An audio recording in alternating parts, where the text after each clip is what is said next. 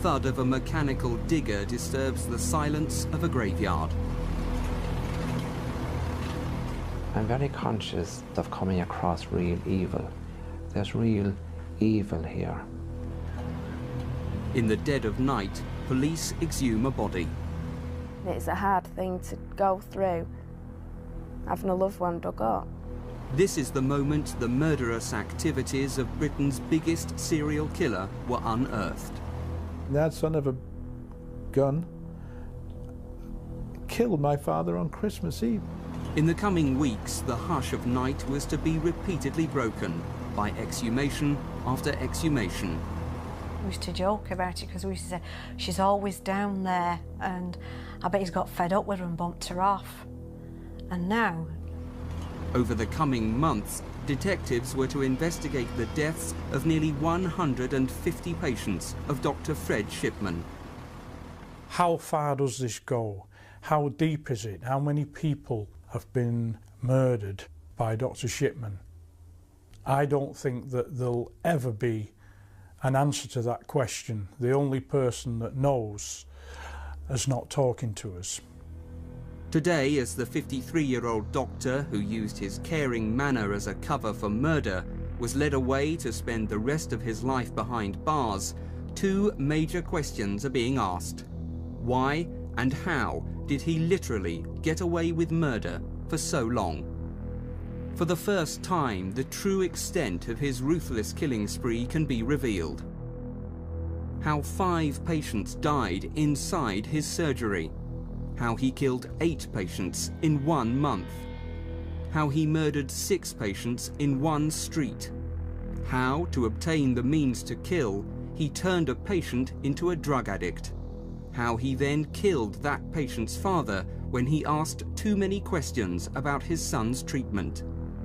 How he murdered another patient he believed had left him a small fortune. And tonight we can reveal that the man dubbed Dr. Death will, in the next few days, be charged with at least 18 more murders, making him one of the world's most prolific serial killers.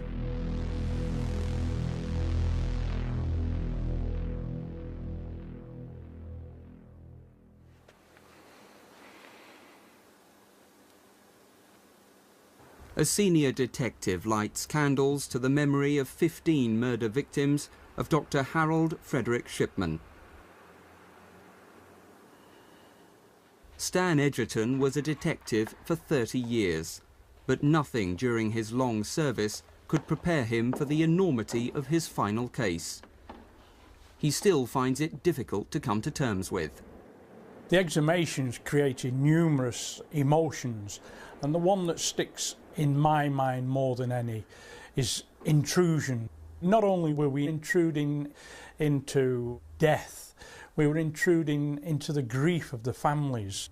Only months away from retirement, Inspector Edgerton was asked to investigate what appeared to be a routine case, never envisaging that it would lead to him exhuming 12 bodies and arresting and charging a mass murderer.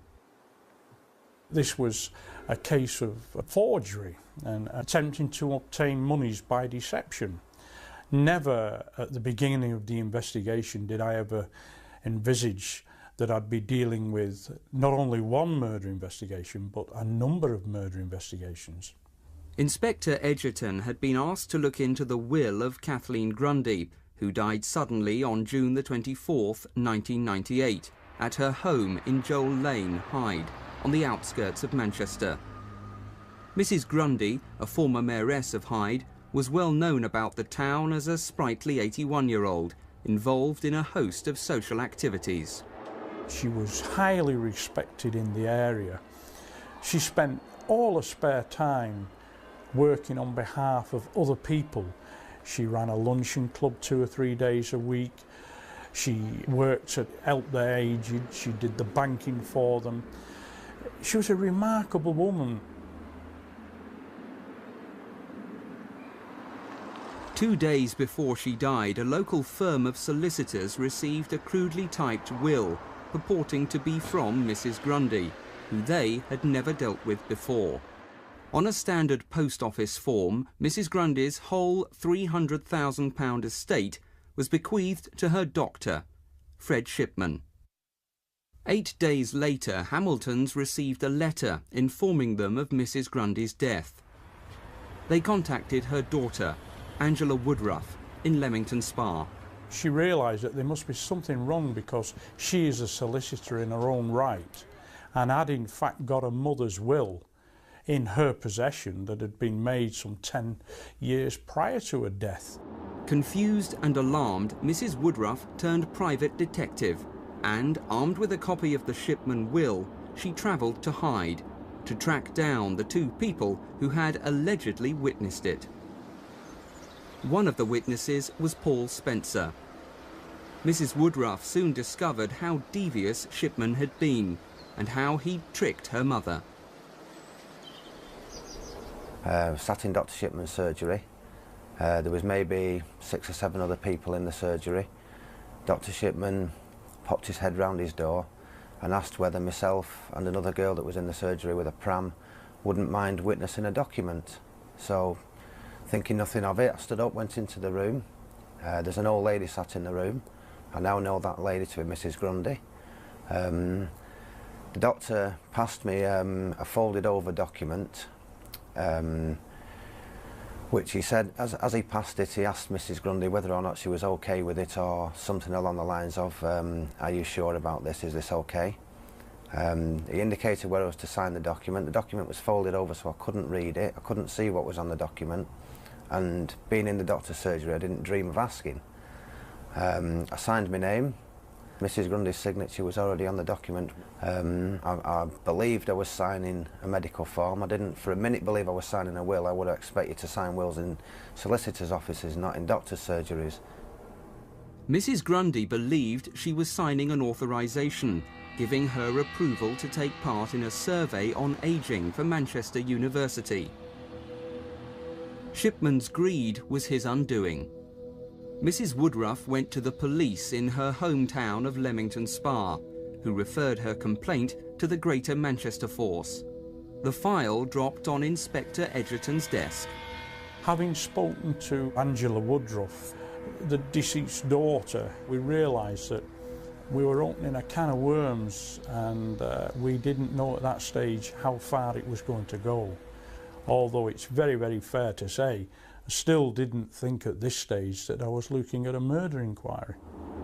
Returning to Hyde from seeing Mrs. Woodruff, Mr. Edgerton realised that this was not the first time the police had shown an interest in Dr. Shipman. 4 months earlier, after a worried GP had expressed concerns about the high number of deaths among Shipman's patients, a secret police inquiry was ordered by the local coroner, John Pollard. Originally, I was approached by a local general practitioner in the Hyde area, and she felt that she had been signing rather more second cremation certificates than would normally be the case, where the first signature was that of Dr. Shipman. And on the basis of that, she then telephoned me and asked me to look into the matter to make sure that everything was as it should be. There were 2 possible explanations for that. One was that something untoward was happening, or the other explanation was that Dr. Shipman was just a very, very conscientious GP and happened to be in attendance with a lot of patients shortly after they died at their home address. But the concerned doctor was not the only person to notice the abnormal number of deaths being certified by Shipman. Undertaker Debbie Bambrough was another. The well-respected family firm Frank Massey & Son is the largest independent funeral directors in Hyde. We were concerned that there were too many deaths from one surgery, especially when that surgery only had one doctor. Most of the deaths seemed to fit into a pattern, usually ladies, nearly always ladies.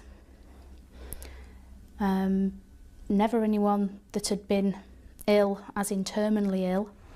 It seemed strange that nearly all the people that had died were dressed. Now, if somebody's ill, they're generally usually in bed with the nightwear on, but that was never the case. They were always fully dressed as if they'd just come back from shopping.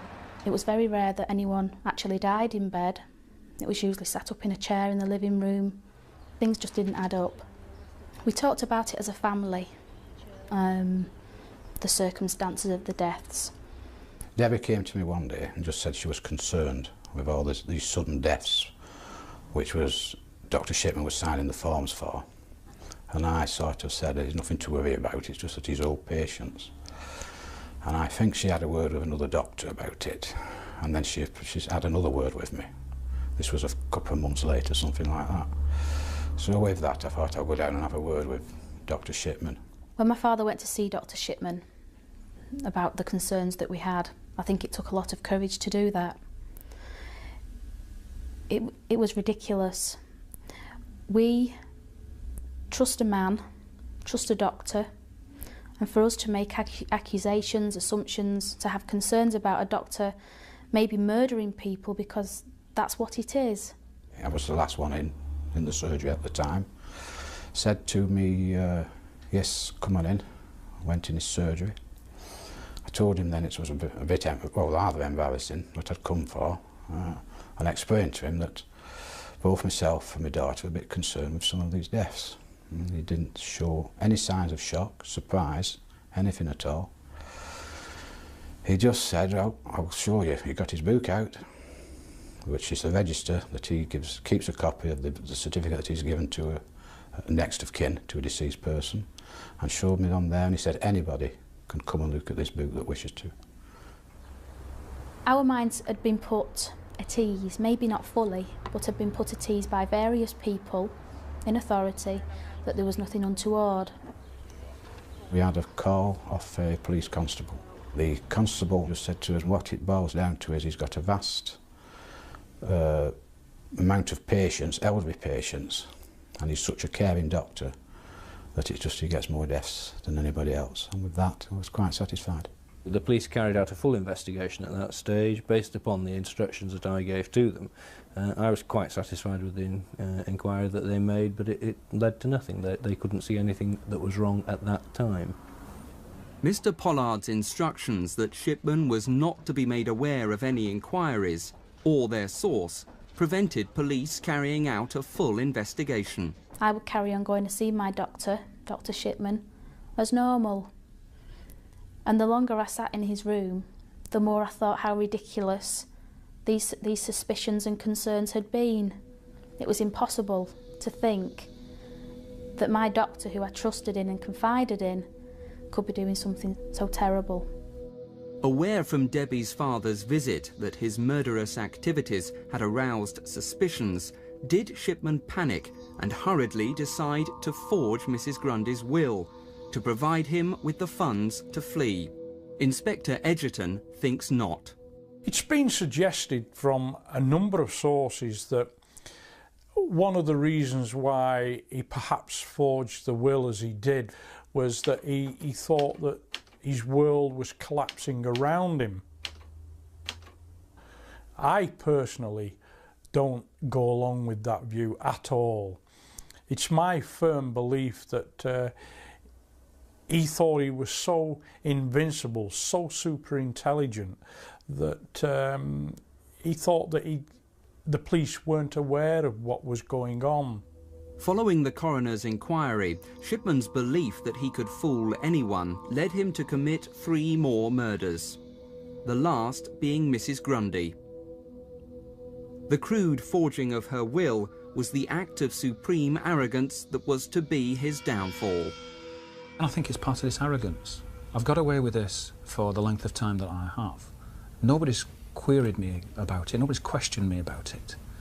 I might as well make a few bob out of this. May well have been his thoughts. And he's proceeded to put together that will, which, when you look at it, is just an amateurish attempt. The inquiry was beginning to take off at a rapid rate of knots, and I've got to say that Detective Superintendent Bernard Postles took hold of things then and said, well, let's sit down and let's go through this piece by piece and let's assimilate exactly what we've got. It must have made him sit up sharply in his chair when a detective inspector suddenly talking about exhumation of bodies. But to give him his due, it didn't take him long to realise and grasp that what I was telling him was probably the only direction that we could go in. In the dead of night, a month after Mrs. Grundy was buried at Hyde Chapel, Inspector Edgerton was in charge of exhuming her body. The actual logistics of doing an exhumation is a mammoth operation.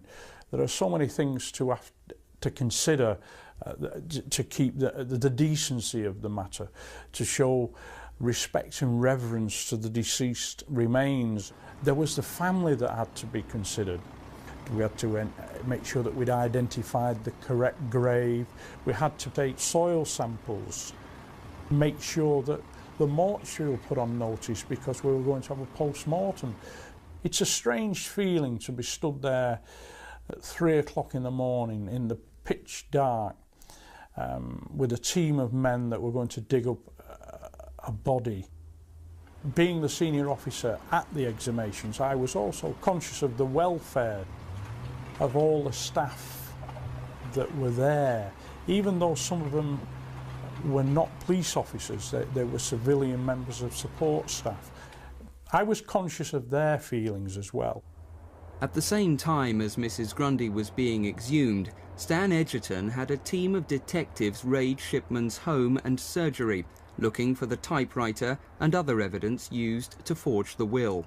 Dr. Shipman was well aware of what we were looking for and in fact produced the typewriter, which is a portable typewriter. It didn't look a very expensive machine, but he produced it from a cupboard in the surgery. The typewriter, the forged will and samples taken from Mrs. Grundy's liver and muscle tissue were sent to the Forensic Science Laboratory at Chorley for analysis. Experts quickly established that Shipman's typewriter had been used to forge the will and the letter.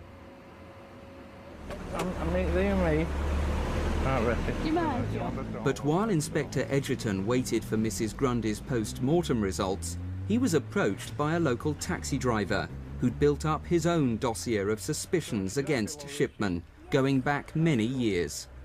Perhaps 24 of my customers passed away in very, very similar circumstances. All of them Dr. Shipman's patients. People were having a call from the doctor and within a couple of hours of him visiting them, they were passing away. John was talked out of going to the police by his wife, worried about wrongly accusing a well-respected doctor of murder. But when the investigation into Kathleen Grundy's death started, he decided it was time to act. When I approached Mr. Edgerton after Kathleen Grundy's death, and I told him that I'd compiled a list of my customers who died in similar circumstances to Kathleen, going back 6 years, he was shocked. When I questioned him and I looked into it, it was plainly evident to me that we were going to have to examine the deaths of a number of other people. Gut reaction set in, and when that was discussed by the senior management teams, we then decided that yes, we'd have to look at further exhumations. Harold Frederick Shipman was born in Nottingham in January 1946. His early years were spent at this house in Longmead Drive. His father, also Harold Frederick, was a long-distance lorry driver. His mother, Vera, was ill for many years, slowly dying of cancer. Fred, the middle one of 3 children, was the clever one of the family. He passed his 11+ to the local grammar school, High Pavement. Although never a high flyer and in the C stream, Shipman was respected by the other boys for his sporting prowess on the athletics track and the rugby field. Seen here securing the ball in a line-out in some rare footage of a school match, Shipman is well remembered by former schoolmates. I was a friend of Fred. We were in the same year as one another. We played rugby together. He was a very, very able sportsman and notable for his rugby and also for his athletics. Fred was a very quiet, calm individual until he got on the rugby field, and then he was quite a fiery character. But as an individual off the field, very easygoing and quiet young man. Fred passed 5 O-level GCEs and went into the 6th form, only for disaster to strike. His mother died. Fred was just 17. Vera Shipman had fought a long and brave battle against cancer with ever-increasing daily injections of morphine. Some believe this early introduction to morphine and death had a lasting effect on young Fred. His reaction at the time was considered bizarre. It must have been a Monday morning that we met up and we were walking back to school. And as you do, you know, what did you do at the weekend? And I told him what I'd done at the weekend, and I asked him what he'd done. And he said, "Oh, my mum died." I said, "Oh, God, what did you do? You know, it must have been awful." And he said, "Oh, yeah, I went for a run." But he went on to say that he'd actually run till, I think he said, 2 o'clock in the morning or something, and in the pouring rain. After his mother's death, Shipman decided to become a doctor. He spent the next 6 years as a medical student here at Leeds University. In his first year, he met his wife, Primrose Oxterby, then a pretty 17-year-old window dresser.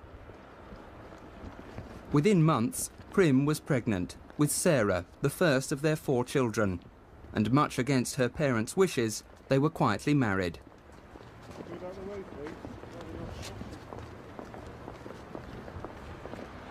After a couple of years training as a houseman, Shipman joined a group GP practice in the Yorkshire mill town of Todmorden in the mid-1970s. He's remembered fondly for his enthusiasm. It started with a keen young man coming with the latest ideas and techniques with a great deal of enthusiasm and very much hands-on, putting it into practice and encouraging us all to do the same thing. And I think we all benefited from his sojourn with us. Despite his popularity, Fred had problems. He started having mysterious blackouts. Dr. Grieve, Shipman's senior partner at the time, remembers being called to Fred's home after he collapsed in the bath. He had 1 or 2 blackouts and was finally diagnosed by a consultant as having epilepsy and being unable to drive a car. So his wife volunteered to fill in this so that he could continue to work, which he did very efficiently. But Fred Shipman hadn't told his colleagues the truth. He was a drug addict with a huge dependency on pethidine, a painkiller used in childbirth. I mean, there wasn't any great disaster or anything. It was just he could no longer. He was a sick doctor. There he had to go. In February 1976, Harold Frederick Shipman stood in the dock at Halifax Magistrates Court and admitted 8 charges of obtaining drugs by deception and asked for 74 other offences to be taken into account. He was fined a total of £600. The court heard he obtained the highly addictive drug by over-prescribing for patients at a local nursing home and by forging prescriptions. Shipman agreed to undergo treatment at the renowned Retreat Hospital in York. Although the General Medical Council was notified, Shipman was not struck off. In 1979, free of his addiction, he applied to join a group practice in Hyde, a small Cheshire market town with a population of 60,000. At his interview, the 6 partners were impressed by Shipman, particularly his honesty that he had been addicted to pethidine. They decided to give him a second chance. Fred Shipman threw himself into local community life, both as a hard-working doctor and as a member of local organisations, like the St John Ambulance Brigade, the Scouts, and as a local school governor. He soon became so popular that he had a long waiting list of people wanting to join his panel. But in 1991, Shipman delivered a bombshell to his partners. After almost 12 years, he was leaving to go it alone in a single-handed practice, and glibly announced he was taking his 3,000 patients with him. The parting was acrimonious, but Shipman didn't care. He'd carefully planned the move for months, and within weeks opened just a few yards away in a converted shop in Market Street. Now, unsupervised, he could enjoy his secret self-indulgence: murder. And as a single-handed general practitioner, he would show them, he would show how good he was and how he could help people, and he would do things his own way, and without the breaks of working in a partnership, the constraints that daily testing yourself against colleagues has on one, perhaps that was one of the factors that led to him going off the rails. How seriously Shipman had gone off the rails only became clear when the toxicology results came back from the forensic science laboratory. I'm still amazed that the results that we got back from the forensic examination were as they were. I didn't expect that for 1 minute. The death certificate issued by Shipman recorded Kathleen Grundy had died of old age. The truth was, she'd been killed by a massive dose of morphine. Such an amount that the forensic scientist had no doubt that death would have occurred in quite a short time. She had been to visit him on the previous day to her death at around about 4 o'clock, and he made an appointment with her to go and take a blood sample the following morning. He's made an appointment to kill her. When questioned, Shipman's incredible claim was that Mrs. Grundy, at 81, was a heroin addict. What had started as a simple fraud investigation was now a full-scale murder inquiry. Information flooded in from anxious callers to special helplines, and detectives began to notice a pattern to the deaths. Bye-bye. The number of people that died at home, single women living on their own, dying within an hour or so of seeing Dr. Shipman, dying sat in a chair, dressed in the day clothes.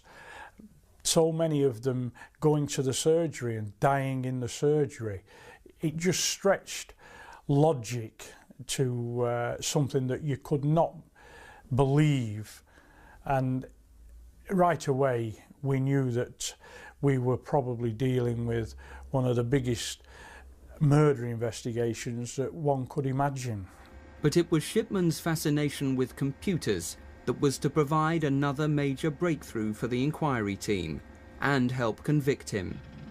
Detectives examined the deaths of nearly 150 of his patients.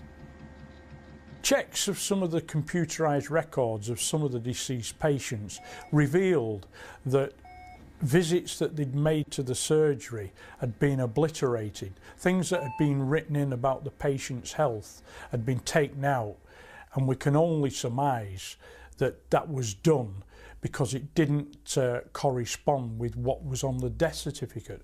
On other occasions, visits appeared on the patient's record when in fact we believe that no visit was made to the surgery. It was as though he was building up a history that would tie in with the medical records that he wrote onto the death certificate. He was certainly covering up his tracks for something. And police computer experts soon discovered what it was. Shipman was altering patient records to conceal his crimes, and on occasion, to save time, he recorded their deaths before he killed them.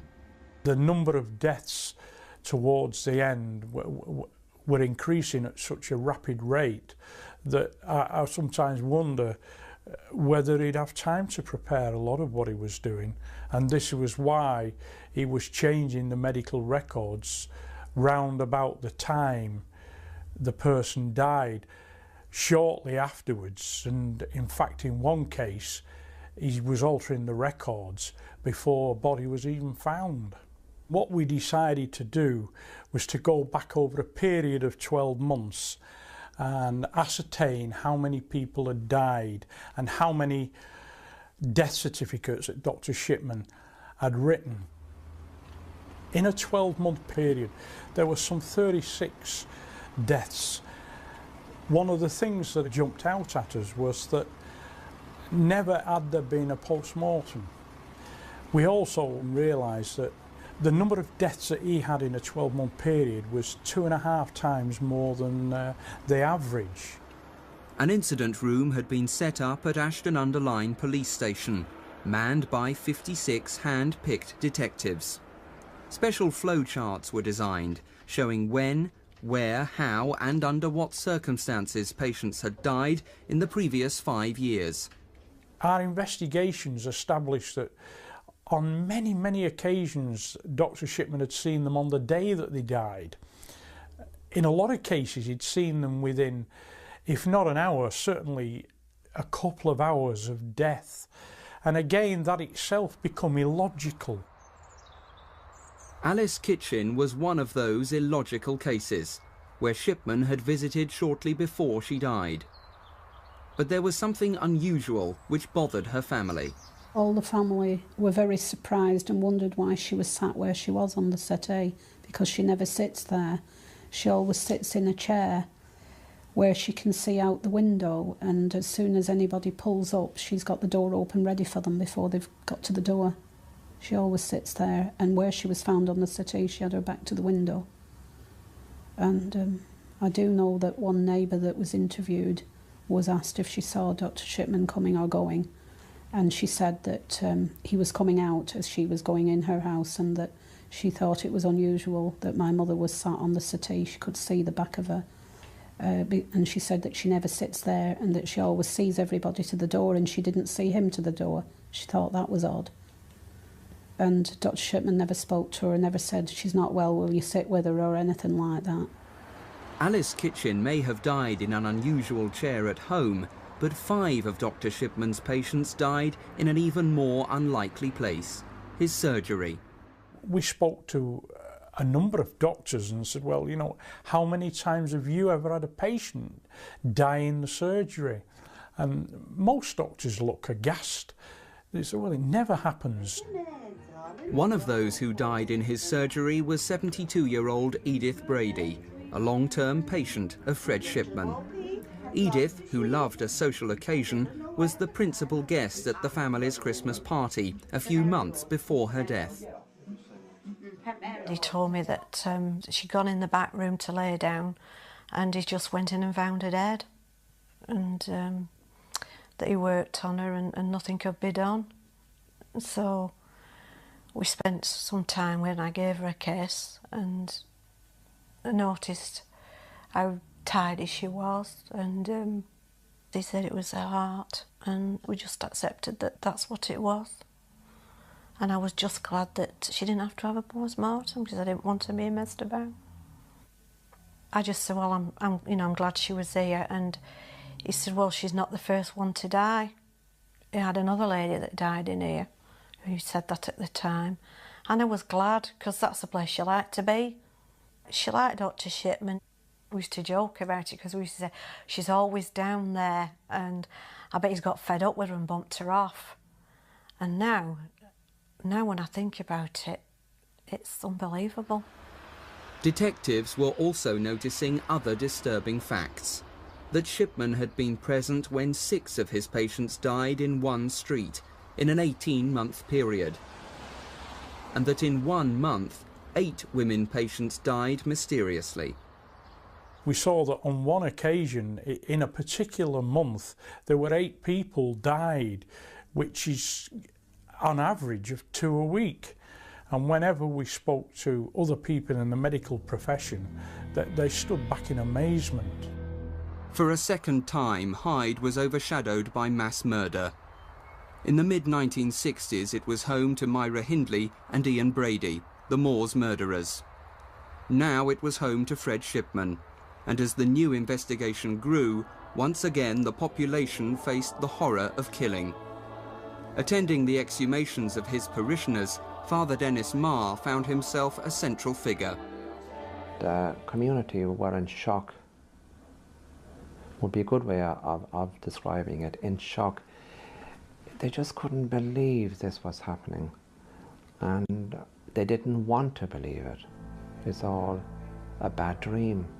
On top of this feeling of shock and disbelief and the shattering of trust, people also had a sense of guilt. They had suspicions, but didn't voice them or speak of them for a number of reasons, because at the time they didn't want to upset other members of the family. But a more common factor, who would have believed me anyhow if I said this to anybody? Father Dennis vividly remembers Shipman's dismissive manner towards the grieving family of Winnie Mellor, only hours after he'd murdered her. Her daughters were in deep shock. I was very shocked myself and very saddened, because I was quite fond of Win. She was a lovely person. And the doctor came in a very brusque manner and said something along the lines of, "You were aware your mother had a heart condition." I could see the look of surprise in the daughters' faces.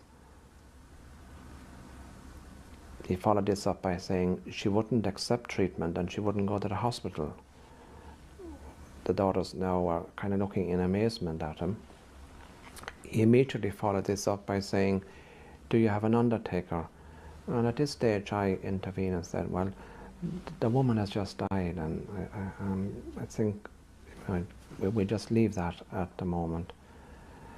He then followed on saying, "And by the way, there's no problem with issuing a death certificate. I can do that. You just pop down to the surgery."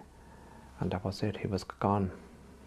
Knowing what I know now, I can certainly say he was making sure that nothing would go wrong and that there would be no element of blame in any way attached to him or any suspicion whatsoever.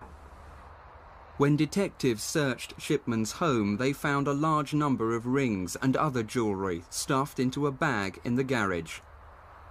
This habit of petty theft from his victims provoked feuds within their families. Various members of the family being questioned as to who got there first and who found Mum first and so on, and this leading to kind of suspicions all around the place. I do know also from one family that one of the women on the day of her death had been to collect her pension, which would have been in the region of I suppose 70, 80 pounds. She certainly didn't spend all that afternoon, but no money being found in her purse after she died. It may never be known how often Shipman emptied the purses of his victims for paltry sums, but from one of them he expected to inherit £60,000. Bianca Pomfret was the youngest of Shipman's victims, only 49 when he killed her. Divorced and suffering from manic depression, Mrs. Pomfret had come to depend on Dr. Shipman. In a nutshell, she thought the world of him, to the extent that several years ago we were contemplating moving houses. And one of the reasons why we didn't move is she stressed that she would have preferred to have stayed in Tameside and under Dr. Shipman.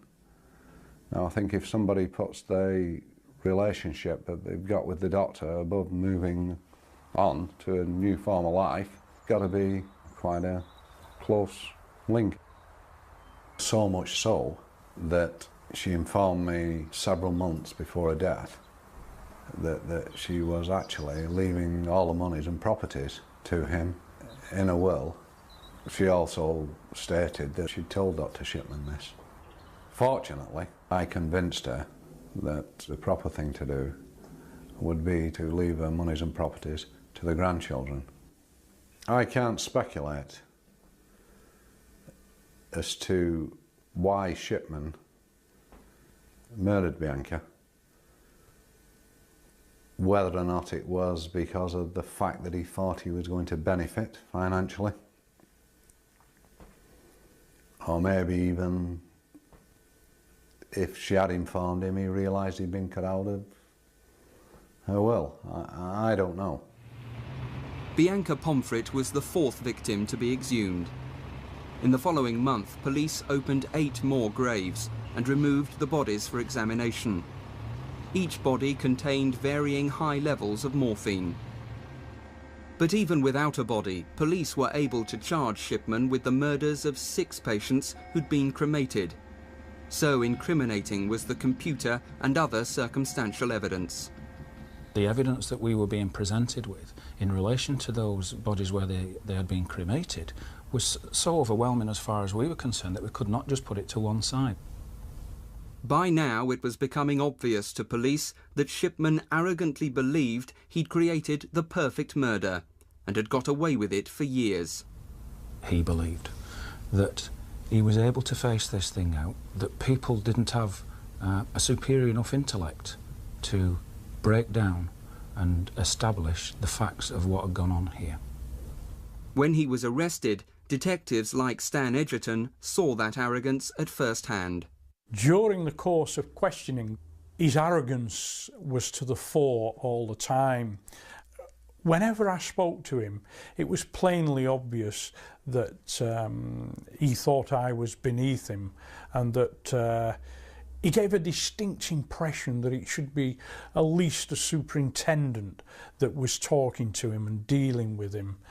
And he made that plainly obvious that I wasn't his intellectual equal. I think that he came in to be interviewed on the first occasion on the 7th of September, and having walked in through the door, he expected to be walking out around about 5 o'clock in the evening. And I think he was surprised when he was charged with murder. You could see his demeanour change, his voice changed, the arrogance was the first thing to go, and then to a certain extent he tried then to control the interview by changing the subject or trying to indicate to the interviewing officers that they didn't understand. And as we went further into the interviews and we put the forensic evidence towards him, the morphine in the body, he could not in any way explain that. The medical records, he couldn't explain again why they'd been changed.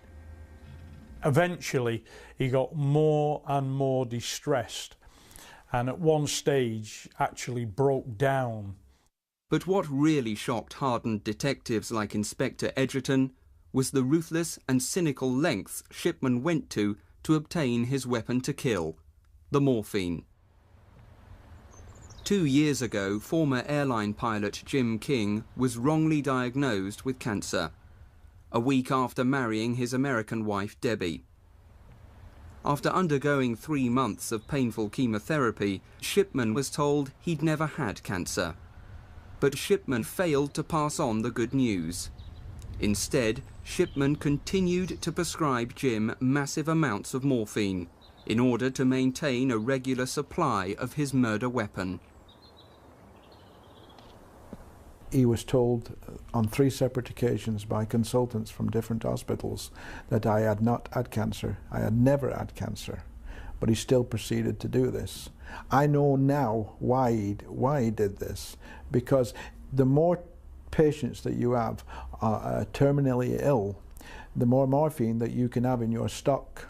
If you're in general medical practice and you are caring for terminal patients at home, sooner or later you can guarantee that you will acquire heroin which has been unused and which you basically do not have to account for. Jim's father, a Shipman patient, was so concerned about his son's health that he started asking questions. Too many for Shipman's liking, and the doctor killed him. My father had been down to the surgery a few times, to ask Dr. Shipman what was going on with my case, because he could see me deteriorating rapidly with the amount of morphine I was using. I mean, that son of a gun killed my father on Christmas Eve, of all the days to do this. And I believe he did that because he needed to stop this man complaining at that time. Because the last thing he needed was to have complaints, knowing that what we know now, the last thing he needed is for somebody to come forward and say, what the hell's going on here? And then all this lot would have come out. And you know, it's a shame it hadn't come out, because after he killed my father, he proceeded to kill 4 or 5 other people. And Shipman would almost certainly still be killing today, but for his amateurish attempt to forge Mrs. Grundy's will. But the big question still remains. Why did a doctor dedicated to saving life murder his patients? Those close to the case have their own theories. He might get a kick out of being in control, and the ultimate power is the power over life and death. I can't think of anything else that could explain it. Why he did it, I think, is simply a matter of convenience, but it was more convenient perhaps to get rid of a patient who was an awkward patient by killing her than by trying to persuade the family practitioner committee to transfer her to another general practitioner. It's horrendous, isn't it, to think of that could happen, but it clearly did. I think that a significant number of the people that Dr. Shipman killed, he may have killed quite simply because he did not wish to continue caring for them for whatever reason.